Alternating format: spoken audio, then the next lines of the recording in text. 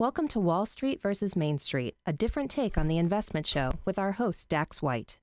Dax White is the managing partner of the White Law Group, a national securities fraud, securities arbitration, and investor protection law firm with offices in Chicago, Illinois, and Vero Beach, Florida.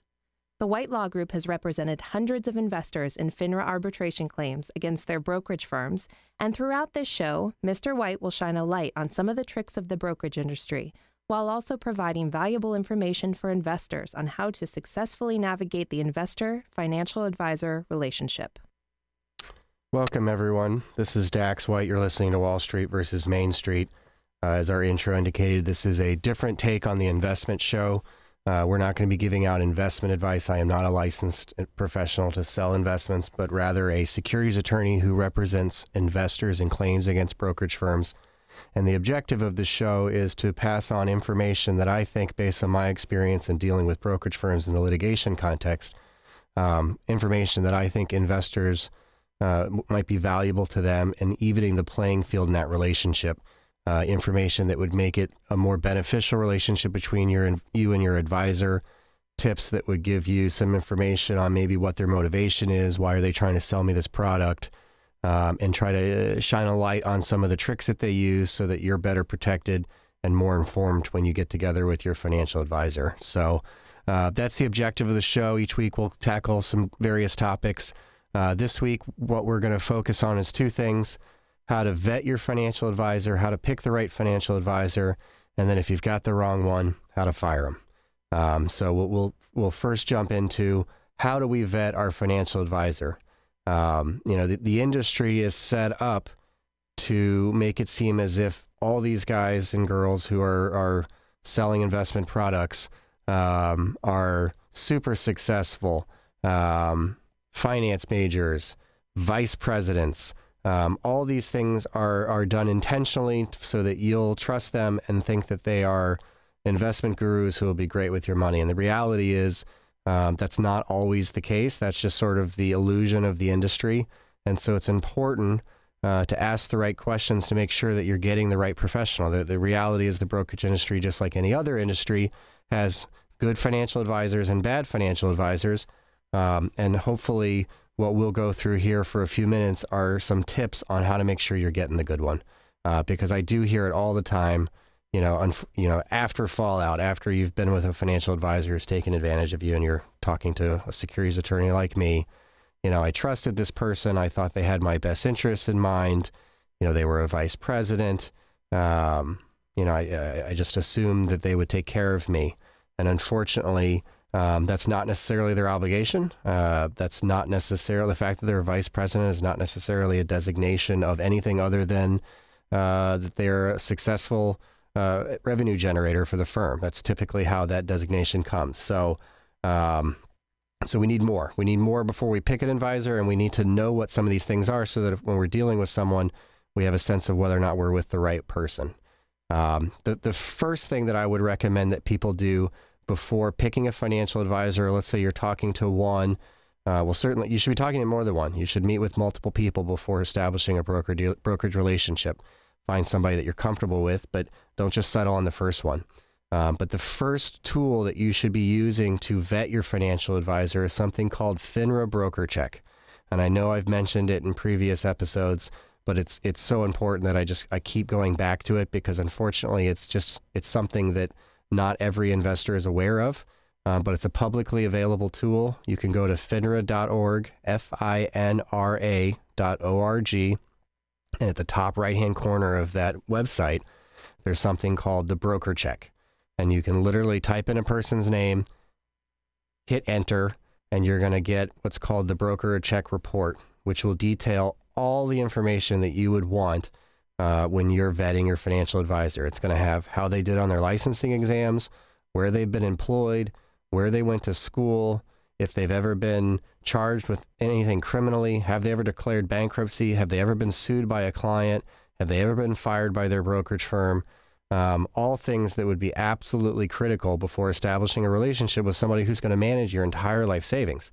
Obviously, I see it all the time where somebody calls into the firm and we're doing an intake and they give us the name and we're looking them up. That's the first thing we do when we're talking to an intake is we're looking up their broker check report and we're rattling off all this information to the potential client, and they're like amazed that we know this. And you know, we're not Svengalis. I don't know every financial advisor. Literally, all we're doing is pulling this publicly available information and looking at the report. And so many times you're telling a potential client, for me on the litigation side, about their financial advisor, and they're in horror. You say, you know, they've been sued 26 times, and they're like, I had no idea. Obviously, that would be critical information at the beginning. If you pulled that report, if you were aware of that report, if investors generally were aware, and I will give Finner some credit, they are starting to run some ads on this to get awareness out there about the existence of this report. But if it was generally known in the investment community that, hey, I can pull a report on my broker or somebody I'm considering using, and you pulled that report and that person had been sued by 26 of their former clients, I feel confident that none of you would establish a relationship with that person, that none of you would give your life savings to that person. So obviously that to me is the first thing that you should do, is pull that report. I will say, if you've got a financial advisor who's been in the industry for 20 years and he's been sued once, that to me is not a red flag. I mean, the reality is, if you've been in the business long enough, you may have come into the crosshairs of an attorney or had a client complain about something. So that to me is not a red flag. But when you start seeing multiple customer complaints, multiple instances where the broker's been sued, that's where it can be a red flag, particularly if it's sort of a consistent MO. You can read exactly what those lawsuits were about.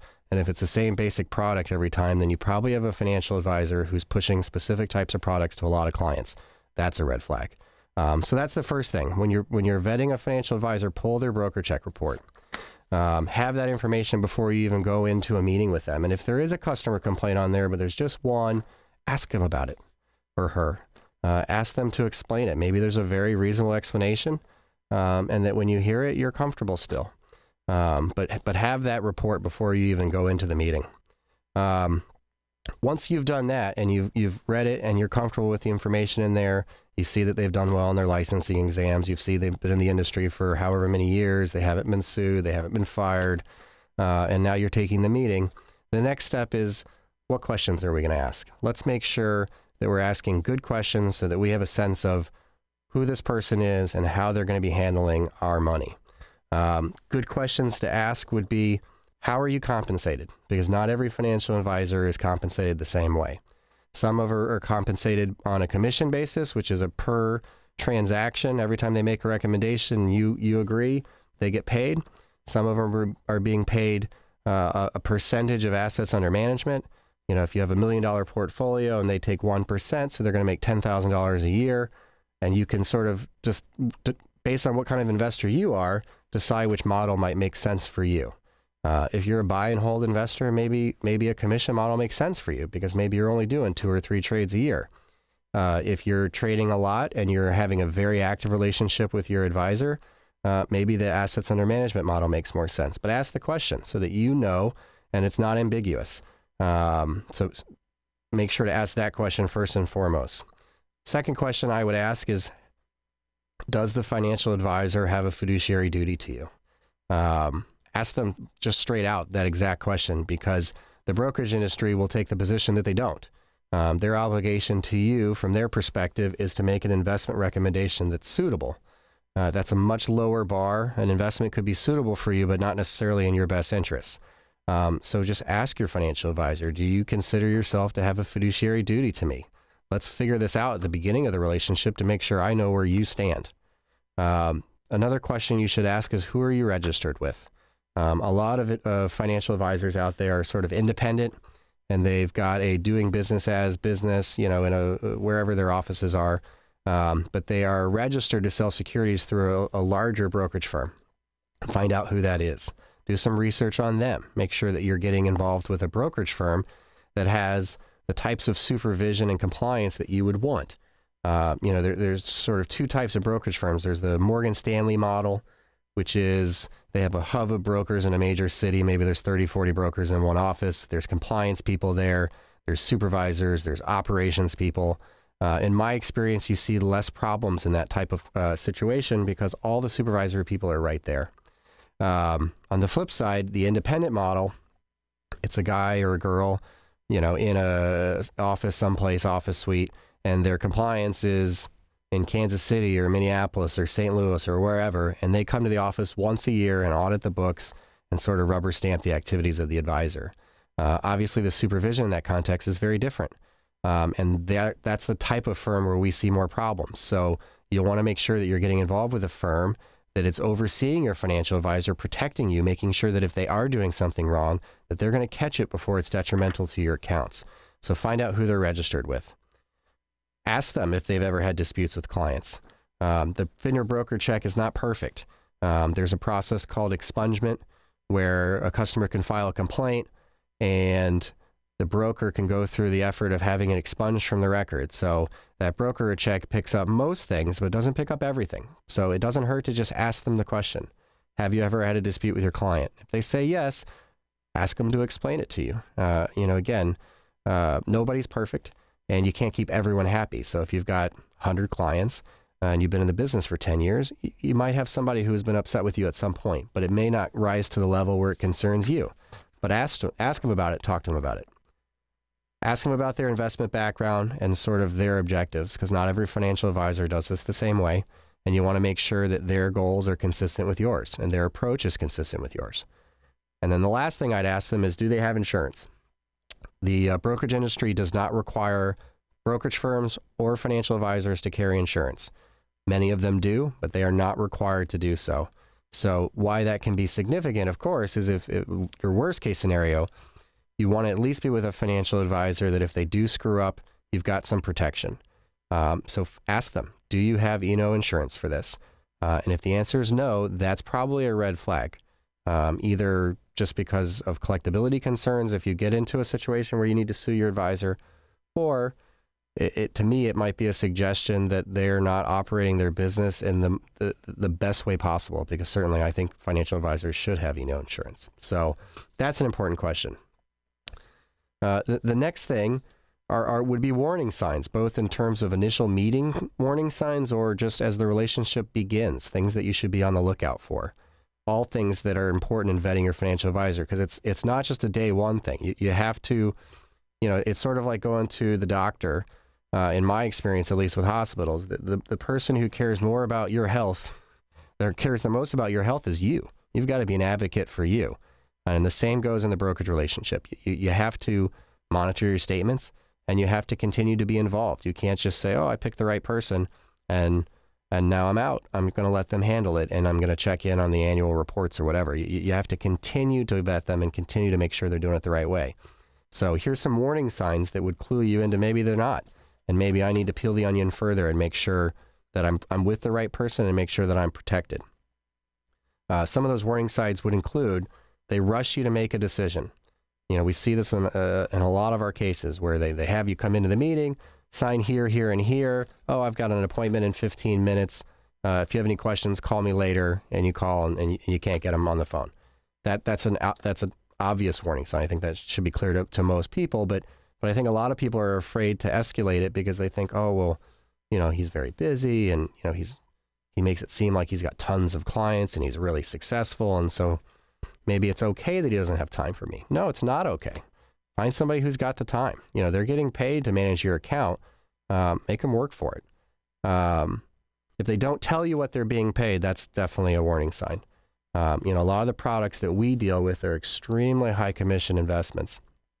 And obviously we're dealing with the worst of the worst. But the point is that the commissions is an obvious incentive to the broker to recommend the product. And if they're not disclosing what those commissions are, that's a problem.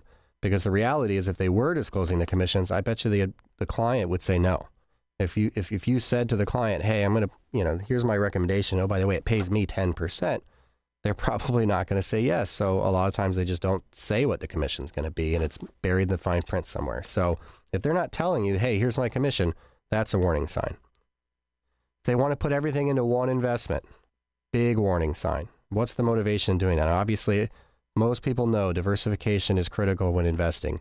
So if you've got an advisor who's saying, hey, here's this investment, it's the best. It's better than everything else. We're going to do everything in this. That's a warning sign. They want to meet with you alone. Another warning sign. I mean, what would be the motivation? Let's say you're an elderly person and you want to bring your kid to a meeting and they say, no, I don't want to do that. That's a warning sign. You know, obviously, if they're on the up and up, they shouldn't have any problem with more people sitting in on the meeting, making sure that you're being taken care of. If they're not asking about your actual investment needs, that's a problem. Investments are not a, vanilla, every investment is perfect for every person. Each investment depends on your particular situation. So if they're not asking you what your situation is, your net worth, your income, your investment objectives, your investment experience, your goals, they're not asking you those questions, that's a huge red flag. If they're not sending you monthly statements directly from the brokerage firm, that's a red flag. That's something that you should be monitoring. If the statements are coming directly from your financial advisor and you're not seeing anything on there about the brokerage firm they clear through, that can be a problem. That could be a financial advisor who's hiding losses or just making, sending you statements that are sort of not based on reality. If they ever ask for the check to be made out to them individually, that's a problem. Brokerage firms are established to make sure that that kind of stuff doesn't happen. And so if they're doing it, I promise you it's not approved by their firm. There's a reason for it, and it's not a good one. Whatever the story is they give you, I'm not buying it. Based on the rules that are established by brokerage firms, that's never appropriate. If you suffer huge losses without any reasonable explanation, obviously that's a problem. Lots of brokers will tell you it's the market and, these are, forces that are out of my control. That may be true, but you'll want to talk to them about it and make sure that you get a reasonable explanation. So those are some warning signs. Those are some tips on how to vet your financial advisor. We're going to go to commercial now. When we come back, I'll tell you how to fire your financial advisor. Do your kids love to jump, flip, swim, and soar? Then Christie's Fitness is the place to be this summer. Coming this July to Christie's is the new all-around camp. Junior superheroes will develop skills in swim, gymnastics, and arts and crafts. All-around camp at Christie's is for children 5 to 13 and runs Monday through Friday from 9 to 3:30 with trips to Skate Factory, swimming, and a weekly pizza party. Visit christiesfitness.com or call 772-563-0905. Don't forget to ask about preschool swim school and summer dance camps. Minuteman Press of Vero Beach, covering the Treasure Coast from Port St. Lucie to Sebastian, can handle all your printing and copying needs, from large format and blueprints to business cards and brochures, plus a full line of promotional products. Minuteman Press of Vero Beach. Google it. Minuteman Press. Get a free quote. 567-4645. Minuteman Press is a member of the iTex trading community. Your iTex dollars are welcome.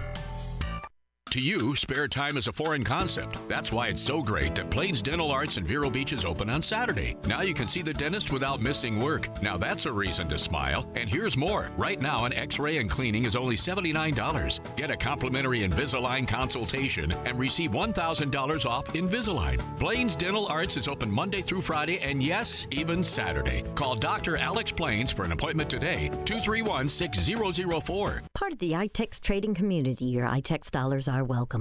Hi everyone, it's Kitty from the Blue Star. Hey, have you checked out our new location downtown on 14th Avenue across from the Community Center and Pocahontas Park? You need to. We now have a full kitchen serving our famous chicken pot pie, along with some new favorites like Creole shrimp and grits, seared diver sea scallops, hand-cut Angus ribeyes, and some of the most creative burgers in town. And as always, we have great live music. Join us for our Tuesday night blues jam or perhaps the Thursday jazz series. I'll see you soon at the Blue Star. We're open Tuesday through Saturday from 5 p.m. Welcome back, everyone. You're listening to Wall Street versus Main Street. I'm your host, Dax White. Before the break, we were talking about how to vet your financial advisor, questions to ask to make sure you're getting involved with the right person. Obviously, entrusting your life savings with someone is an incredibly important decision, and so we went through some tips on how to make sure that you went with the right person. So that was before the break. Now we're going to talk about how to fire a financial advisor. Let's say that you've decided for whatever reason, this person, I just don't trust them anymore, whether it's because you lost money or they don't get back to you, they're not answering your questions, whatever the case may be, you've decided I need to make a change. The good news is the brokerage industry actually makes it incredibly easy to fire your financial advisor. And they do this for sort of their own self-interest, but Obviously, there is a lot of transition from firm to firm. I don't know what the attrition rates are offhand, but it is not unusual for people to switch firms. And so the new brokerage firm wants to make it as easy for you as possible. As easy as possible. So they have what's called the ACAT process. And that's the process whereby you go into the new firm and they, on behalf of you, by you giving them authority by filling out a lot of different documents, make it incredibly easy for you to switch over because they will do it for you. So if you reach that point where you really don't want to be with the financial advisor anymore, but you also, it's like breaking up with someone that can be uncomfortable. The good news is this is like breaking up via text because you don't have to see them again. You don't have to go into their office and fire them. This isn't like a Donald Trump situation. You're fired. All you need to do is find yourself a new financial advisor, find somebody that you trust, and their firm will take care of the process for you. Go into the new firm. They're going to have paperwork for you, and they will do, again, what's called that ACAT process. They'll transfer over your accounts. It's typically seamless. Again, the brokerage firms are set up to try to bring in new clients. So they're doing everything they can to make that process as easy and painless as possible.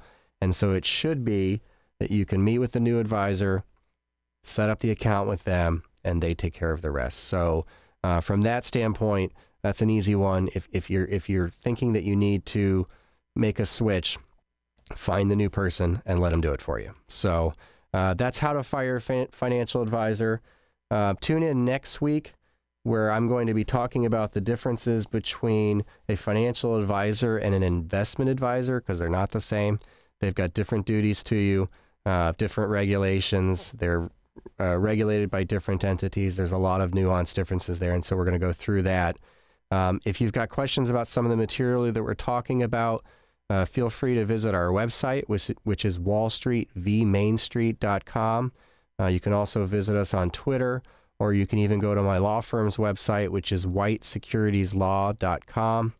And on there, you'll find all sorts of information, both about what we talked about today and then other resources in terms of investment diversification, the types of commissions for various products, other things that we've put up there that we think are important for investors. And like I said, the objective of the show is let's even the playing field.